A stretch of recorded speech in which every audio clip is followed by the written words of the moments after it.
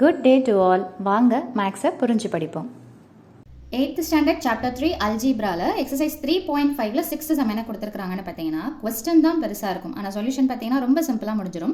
என்ன சொல்கிறாங்க அப்படின்னு பார்த்தீங்கன்னா கான்ட்ராக்டர் யூசஸ் எக்ஸ்பிரஷன். இந்த எக்ஸ்பிரஷனை அவர் யூஸ் பண்ணுறாராம். எதுக்குன்னா ஒரு வீட்டுக்கு தேவையான அந்த அவுட்லெட் ஒயர் எவ்வளோ தேவைப்படுன்றதுக்காக இந்த எக்ஸ்பிரஷனை யூஸ் பண்ணுறாரு. இப்போ என்ன சொல்கிறாங்க அப்படின்னு பார்த்தீங்கன்னா expression comes from multiplying number. இப்போ இந்த எக்ஸ்பிரஷன் இருக்குது பார்த்தீங்களா, இது எப்படி கிடைக்குது அப்படின்னா ஸோ நம்பர் ஆஃப் ரூம்ஸையும் times and number of outlets, அதாவது தமிழில் பார்த்தீங்கன்னா பெருக்கல், டைம்ஸ்னா என்னென்னு பார்த்தீங்கன்னா மடங்குன்னு சொல்லிட்டு சொல்லுவோம். நம்பர் ஆஃப் ரூம்ஸையும் அவுட்லெட்ஸையும் மல்டிப்ளை பண்ணி கிடைக்கக்கூடிய ஆன்சர் தான் இது அப்படின்றது தான் இந்த லைனுடைய எக்ஸ்பிளனேஷன். நம்பர் ஆஃப் ரூம்ஸ்ன்றது என்னன்னு சொல்லிட்டு கொடுத்துட்டாங்க. என்ன கேட்குறாங்கன்னா அவுட்லெட்ஸை கண்டுபிடிக்கணுமா, எப்படின்னு பார்த்தீங்கன்னா எக்ஸ் பேசிஸில் கண்டுபிடிக்கணும் அப்படின்னு சொல்லிட்டு சொல்கிறாங்க. ஸோ சொல்யூஷன் எப்படி ஸ்டார்ட் பண்ணலான்னு பார்த்தீங்கன்னா ரூம்ஸ்ன்னு சொல்லிட்டு என்ன கொடுத்துருக்காங்கன்னு பார்த்தீங்கன்னா x+2. ஸோ அப்போ என்ன சொல்கிறாங்க, டைம்ஸ், அதாவது மடங்கு அப்படின்னா மல்டிப்ளிகேஷன். எதையும் மல்டிப்ளை பண்ணணும், ரூம்ஸையும் அவுட்லெட்ஸையும் மல்டிப்ளை பண்ணால் அந்த எக்ஸ்பிரஷன் கிடைக்குது அப்படின்னு சொல்லிட்டு கொஸ்டினில் கொடுத்துருக்காங்க.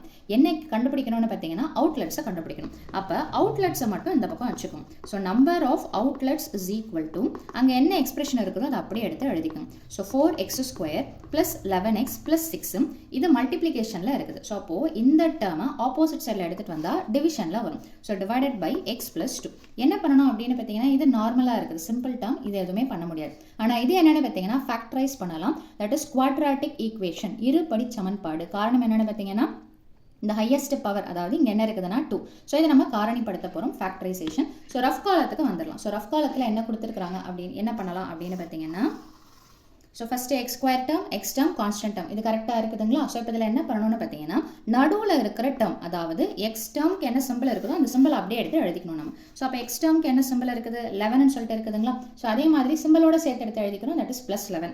அதே மாதிரி ஃபர்ஸ்ட்டையும் லாஸ்ட்டையும் மல்டிப்ளை பண்ணுறோம். 4 × 6 என்ன வந்துடும் அப்படின்னு பார்த்தீங்கன்னா 24. ஸோ அந்த 24 இங்கே எடுத்து எழுதுறோம். ஸோ சிம்பிள் என்னென்னு பார்த்தீங்கன்னா ப்ளஸ். எதை பிரிக்கணும் அப்படின்னு பார்த்தீங்கன்னா இந்த மல்டிப்ளை பண்ணியிருக்கிறோம் பார்த்தீங்களா, அதை நான் பிரிக்கணும். ஸோ இந்த போடுற 2 நம்பரை மல்டிப்ளை பண்ணால் இந்த ஆன்சர் கிடைக்கணும்.